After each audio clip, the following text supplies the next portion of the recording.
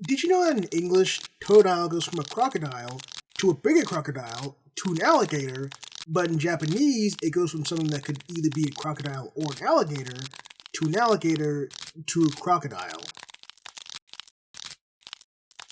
Funny how that works, huh? Okay, so cards on the table.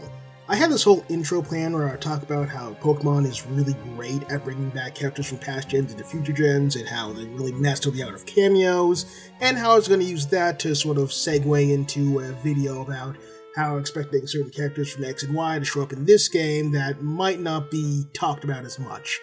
And wouldn't you know it, the person I deemed most likely to come back and play a major role in the game that hasn't been revealed yet turned out to be revealed on the cover art of the game that just dropped recently. I guess go me?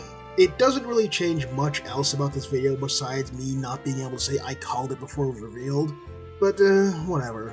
Now, it technically hasn't been hard confirmed that this character is the character that we all think it is, but it's Emma. It's obviously Emma. It's an older Emma. Look at how similar these two characters look. It's Emma. It's Emma. But, who is Emma exactly? For those of you who don't know, Emma was a homeless girl about 16 or so, who Looker took in alongside her Esper Mimi during his time in Lumiose City. The reason he was there was looking to the remnants of Team Flare who were still running around at the time, namely Xerosic. A Xerosic who had just finished up work on his expansion suit, a suit made to give the user enhanced abilities, the power to shapeshift, and even override Pokeball programming. And guess who ended up as a human experiment for said expansion suit? Also that she wouldn't feel like a burden to Looker, who was so kindly taking care of her at the time. Thankfully, Xerosic is brought to justice, and his heart suddenly grows 3 sizes as he gets rid of the manual controls for the suit, letting Emma have it to use as she sees fit. At near the same time, Looker leaves for the Bureau to live in rent-free before he leaves, which he decides to use as a way to keep up the detective energy for herself and keep Lumiose City safe. Emma's return was already basically confirmed since a shot in the trailer outright shows the inside of the Looker Bureau, and inside we can actually see a picture of a 10% zygarde around Lumiose City. And while what role she'll actually be playing in the game is unclear, I would put good money on her actually being the way the player takes on side quests or cases around Lumiose City, similar to the Looker chapters in X and Y. If we also assume that time between X and Y and ZA is at all relative to real-world time, Emma is a grown woman now, so she's likely much more of a name about town that we'll be hearing about before we even meet her. It'll be interesting to see how she matured into a role as protector of Lumiose City and as a detective with the responsibility of the Essentia alter ego. Especially since, based on the cover art, she's also partaking in the ZA Royale. I wonder if she actually wants that wish for herself, or if she's investigating the nature behind the event. Speaking of mass protectors of Kalos, Sina and Dexio. These two are, characters? Don't get me wrong, I don't dislike them whenever they're on screen, but I'm not especially jazzed to see them either. At least not in X and Y.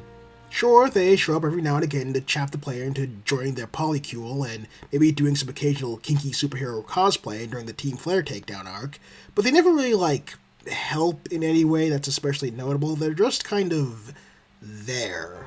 Funnily enough, just like Zygarde, they get to be more relevant in Alola than they do in their own home region. They give the player both the Zygarde Cube, which is used to collect Zygarde cells and cores throughout Alola, as well as a keystone in the post-game, as well as show up in the battle tree. Though take note of that fact, they gave the player both the means to recreate Zygarde using the cells and cores, as well as the means to perform Mega Evolution. You know, the two things this new game is entirely about, more or less. I could very easily see a world where these two take on the dual role of Professor as opposed to Sycamore for this game. They probably show up not long after Zygarde takes a special interest in the player character, and they are the ones who help push along that whole plotline. They're clearly at least somewhat intimately familiar with Zygarde based on their research in Alola, and Mega Evolution is obviously something they're aware of, so them popping up and being relevant for the game makes sense to me. Honestly, I find them more likely to show up than Sycamore. Not that I don't think he has a chance of showing up, it's more like I feel like whatever role he could serve in the story could easily be handed off to Sina and Dexio without much loss. True, his lab is right there in Lumiose City, but it wouldn't surprise me if they contrived a reason for him not to be there during major events, like he's doing research abroad this time instead of Sina and Dexio, and that's why they're here instead of him. It would just give them a lot more screen time I feel like they need in comparison to Sycamore, who feels very established as a character in the Pokemon mythos at this point. And, while we're on the topic of Lumiose natives, how can we not bring up the guy who runs the gym out of the most prominent building in the entire city? Clemont is a very interesting case, since as gym leader of Lumiose, you would expect him to be an absolute confirmed case of returning for this game, and make no mistake, I fully expect him to be here in some shape or form. It's more that I'm unclear on what he would be doing in this game besides being a gym leader, at least in terms of a gym challenge. He is an inventor, apparently the main brain behind the creation of the Rotom Dex and Super Training, so there is no limit to what he could end up inventing for this game. It wouldn't surprise me if he ended up being a collaborator with Prezodko for the renovation project. Maybe he's too busy helping them to run the gym challenge properly, or maybe he's doing both and he's just really busy. While we do see a lot more of him in the Pokemon anime, the anime and game canons aren't really one-to-one in any specific way, so I wouldn't really use that as a measure of how he would be in this game. We actually get a little more personality from his little sister Bonnie, considering she won the quiz that's part of his gym challenge. She's a bit of a sass master, but she's not overly mean, and she clearly holds her brother in very high regard given how she hypes him up before the battle, and how shocked she is after you beat him.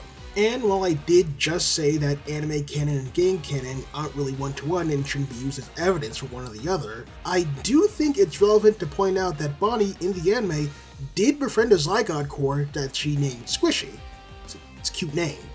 They aren't above doing little references to the anime at least, so while I don't think that she's going to befriend her own special specific zygarde core, I could see a world where she is part of a plotline in collecting one of the zygarde cores in this game. Now, there's two other characters specifically I really want to dive deep into in terms of how they might play into the game and why I believe that they will show up. But first, let me just speed through a couple of more minor cases that I think will probably show up, but I don't really have much to say about. Trevor, one of the friendly rivals in X and Y. His whole thing is Dex completion, and he has a house in Lumiose City, so he could probably show up. Although, you can't really see where his house was in X and Y on the new Zame map, so maybe he and his family moved out or something. It would be interesting to see how he's developed since X and Y.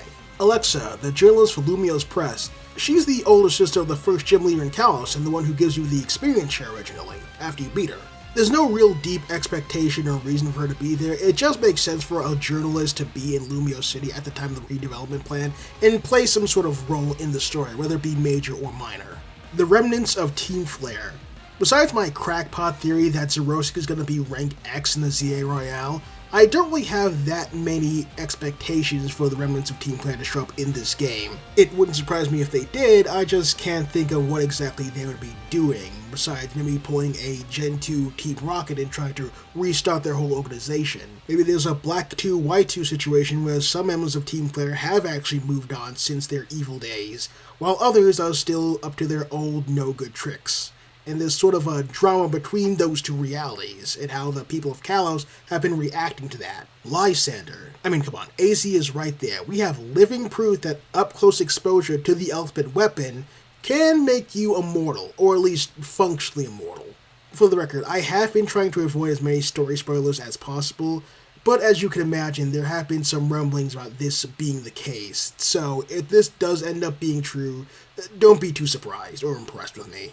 Okay, that should be all the minor ones I want to get through. Now to the last two big ones. First up, Diantha. Oh, Diantha. Diantha. You poor thing.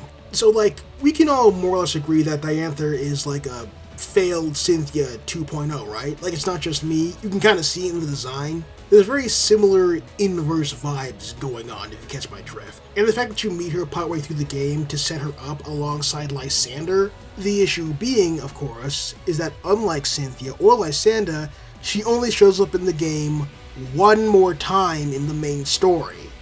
I repeat, the champion of the region does not pop her head out when the fashion fascist goes online and says that he's going to perform a genocide run of the entire region. Is that not insane? Is that not crazy? Is that not fraudulent behavior? Cynthia at least showed up infrequently but consistently all throughout Sinnoh, usually for major events, and that one time with the Ducks. Not to mention that she had a connection to Celestic Town, which was a big source of the region's lore, and in Platinum she joins the player in the Distortion World to help stop Cyrus. This makes the reveal that she's the champion once you reach her Both shocking, but also incredibly fitting. It makes sense. Someone that's that involved in the region and protecting it would probably make sense to be champion. It gives her title weight, it gives her title meaning, it makes her feel like an important character in the story, which makes sense since he's the champion of the entire region. Pokemon's not Shakespeare. I'm not asking for a high level of storytelling and characterization, but it can at least rise to the level of things that it's already reached before. And then there's where you actually reach her to fight her as a champion, and she's just, her team is, it's fine, it's fine, I guess. It's okay, it's not scary, it's not impressive, but it's fine. It's certainly not the worst team a champion-level trainer has used in Pokemon, I'll tell you that for free, but it's far from the best, and certainly far from being a team fit for someone who claims to be champion of an entire region. Diantha is a prime example of how X and Y fumble as games due to how undeveloped and toothless they are. She lacks presence in the story, she lacks a strong team with an interesting and unique composition, and she lacks a notable personality to tie to her. She's got nothing going on and nothing to really get excited about in regards to her returning. And that is exactly why she needs to return. ZA is, for all intents and purposes, Kalos' second chance, a second attempt, a do-over to try and show what makes this region good, what makes it worthy of being a Pokemon region of note. And if there was ever a notable character who deserved a second chance to show us what we can really see from them and what they can really do, it would be Diantha. What exactly would she do? Who knows? Who cares? Just have her do something, literally anything. She's a champion-class trainer who triples as a battle facility head and an actress. You're telling me you can't think of anything for her to do in this game? Anything at all? Speaking of characters who should be important but do nothing in the main plot of the story, hello, Malva! Can somebody explain to me how a Team Flare member who doubles as an Elite Four member somehow didn't get any plot relevance until the post-game? And she's a Holocast reporter for the region as well? Apparently the most notable one at that? How was she not more important to the story? How? She's the person who spills the beans on the Xerosic Emma situation and leads you to the secret area to deal with them, which is apparently part of a deal she made with Looker of all people? What is going on with this woman? She's a mystery wrapped in a riddle, and the fact that she was in cahoots with the people trying to launch the ultimate weapon, and that's just never addressed anywhere else in the story, is insane to me. And you just know that whatever the plot is with ZA and whatever mysteries and crimes and whatever else is going on, you just know she's involved with it in some way. That's just the kind of woman she is. She has the potential to be a very interesting character, and I'm sure Game Freak is aware of that, which is why I'm excited to see what she'll do in this game, and while I'll be very, very disappointed if she doesn't show up. But that's enough yapping from me for one day. My deepest and most sincerest of thank yous for taking time to watch this video all the way till the end. And if you really enjoyed it, you know what to do, with all the liking and sharing and subscribing and all that. And if you particularly liked my art throughout the video, you might be pleased as punch to know I'm working on my own little web series. There should be a preview for it up on the screen right now. Alongside that, there should be a playlist of all the animated shorts I've done up till now, including some Legend ZA ones. Check it out if you have the time. There are some right bangers in there, don't you know? Okay, bye-bye now.